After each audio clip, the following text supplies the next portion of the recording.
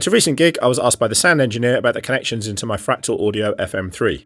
I also received a comment on another video asking to see my entire live setup, and if I used gear such as an IEM transmitter receiver, a wireless unit for my guitar, if I used a rack to mount the gear, and what's inside my FM3 case when travelling to gigs. I therefore thought it would be a good idea to create this video to show what gear I take when using the FM3 live and how it's set up. Jump to the end of the video if you want to see how little I need to carry into the venue. One trip from the car to the venue with all my gear makes gigging so much easier. My setup is extremely small and efficient. I do not use wireless units. The main reason for this is that I would need two wireless units, one to send the guitar signal and one to receive my IEM feed from the desk. Rather than having multiple packs on a belt and added battery level concerns, along with the added complexity of setting everything up, I simply use two cables strapped together. My IEM cable and guitar cable are both plugged into the FM3, and the other end of the dual cable is plugged into my guitar and Behringer P2. I have another video that goes into detail about using the FM3 for stereo in-ear monitoring if you would like to learn more. Here are the connections into my FM3 when playing live. From the left, I have the power cable, then connections to my EV2 expression pedal and Amperu foot switch. Next, the stereo feed that sends my mix of guitar and the rest of the band from the main mixing desk to my headphones. The next connection is a stereo jack that receives a feed from the mixing desk. This is a stereo jack to XLR cable. Moving along, you can see the two XLR cables that send my stereo guitar signal to the desk, and the far right connection is my guitar cable.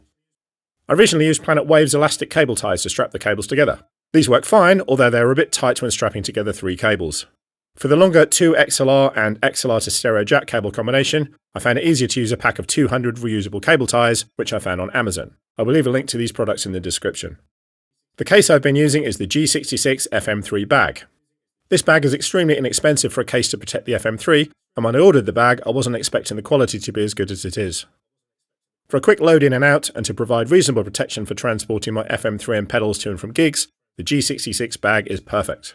For band gigs, I generally take my Strat and Telly. They both fit very snugly into my Mono M80 dual guitar bag, and the Mono bag offers great protection for my guitars. I can also fit all the cables I need along with the guitar straps in the front pocket. Reusable cable ties keep my cables neatly stored, and I never have to suffer the nightmare of tangled cables. Spare strings, capos, whammy bar, and anything else I need for gigs fit into the top pocket, and I can even take set lists or any other paperwork in the back pocket.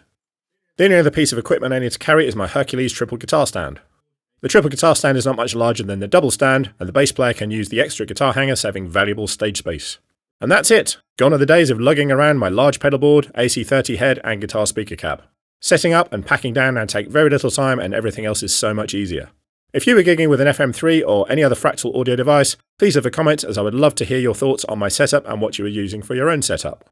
If you did enjoy this video, please give it a like and hit that subscribe button so you don't miss out on more guitar related videos coming soon.